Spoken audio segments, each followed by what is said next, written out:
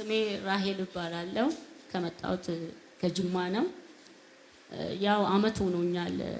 መስከረም 10 ነው ወደዚህ ቤት የመጣሁትና እነሻው ከጅማ ልክ ስመጣ አንድ ፓስተር አገኘሁትና ለበዓል ነው ወደዚህ እየመጣሁ ያለሁት እና እንዲጸልይልኝ ነው። ፓስተር ነገ አዲስ አበባ ላይ ነው ስለው በሰላም ስለ ለበዓል ነው አልኩት።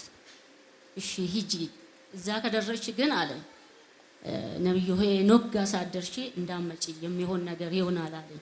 አሜን አልኩኝና እንግዲህ እኔ ቻይናሉን ብዙ ጊዜ ያው በቴሌቪዥን ነው ማየው መጥቼም አላቅም።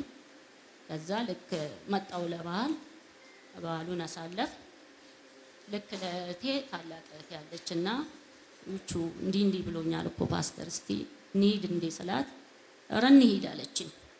ከዛ መስከረም 10 መጣንና እዛ ጋር እኔና ልጄ አብረን እዛ ጋር ቁጫን ልክ በቃ ጸሎት እያረኩኝ ለ9 አመት አይኔ አለመነጽር አልንቀሳቀስምና ማንበብም አልችልም እና የርቀት ነው የርቀቱም እየከለከለኝ ነውና በየ2 አመት ነው መነጽሩ የሚቀየረው እና ጆሮዬም እንደዚህ አይሰማም ቀኝ ጆሮዬ።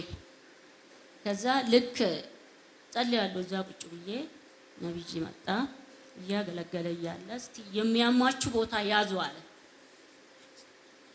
9 አመት ሙሉ ታጥቧል የጆሮዬ ማለት ነው እና ከአይኔ ጋር ተያያዘ ነው ይመስለኛልና እታያለሁ። ለጆሮዬ ግን ምንም አልወስድም፣ ለአይኔ ግን ጠብታ ታዘርዝልኛል። 3 አይነት ጠብታ ማለት ነው። ለክ የሚያማችሁ ቦታ ስል እኔ አይኔንና ጆሮዬን እንዲያርጌ ያስኩኝ። ከዛ ልክ አይኔን እንዲያስኩ ጆሮዬ ውስጥ የሆነ ምግል የያዘ ነገር የሆነ በቃ የሚፈነዳ ነገር ተሰማኝ። እልል አትሉም እንዴ? አጨብጭቡ እንጂ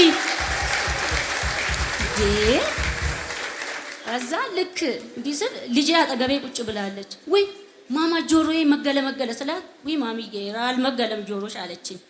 ልክ መነጽሩን አወጣውኝና እንግዲህ ብጅም ይልብኛል። አንድ ሰው 2 ይሆንብኛል ከአይኔ ሳውጣ ማለት ነው። ጌታን ያው ጌታ ፊት ነው ማወራላችሁ። አሁን መነጽሩን ካቆምኩኝ ያው 4ኛ ወሬ ሆኖኛል። ለማየት ብዬ ነው እንግዲህ አስቡ። መስከረም 10 ነው እዚህ መጣሁት። መጥቼ ለመመስከር እህቴ እዛ ጋር ቁጭ ብላለች። ጆሮዬም ምንም ነገር የለም። እፈትሻለሁ ቁጭ ብዬ እንዲህ ያረኩኝ ኪቦርዶቹን እሰማለሁ አወጣለሁ ደግሞ እንዲህ ያደርጋለሁ። ልጄ ትስቃለች። ረማሚዬ ዳንሽ ትለኛለች። እህቴ ማጠገቤ ቁጭ ብላ ታወራለች። አሁንም አለች የኔ እህት ልጄ አልመጣችም። ልክ እዛውኜ ጅማውኜ በቃ ሁሌ ይሄ ምስክርነት ይመጣብኛል። የአይኔ ጉዳይ ማለት ነው። አውጥቼ ጥያለሁ። ልክ እየሄድኩኝ ቼክ ስደረግ 3 አይነት ጠብታ የምታዘዝልኝ አንድ ሆነ።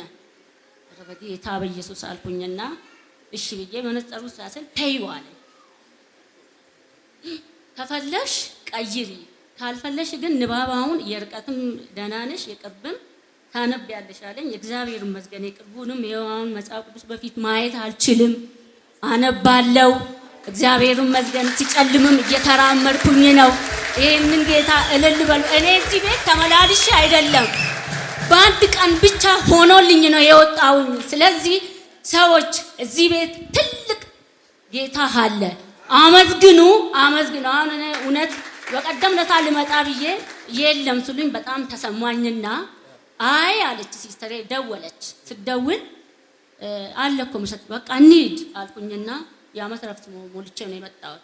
እኔማ ሳልመሰክር እሷ እንደውም እኔ ልመሰክር አይቻልም እኔ ነኝ እንጂ መመስከር አለብኝ ብዬ ነው የመጣሁት። አይኔም ድኛለሁ፣ ጆሮዬም ይሰማል። እልል በሉልኝ ወንዶች በጭብጨባ። አመሰግናለሁ። ኢየሱስ ይባረክ። ፓስተር ሄኖክን ደግሞ እግዚአብሔር ይባርከው፣ ዘመኑን ይባርክ፣ አልፎ ይሂድ። እንግዲህ እኔ ሌላ ምለው ነገር የለም።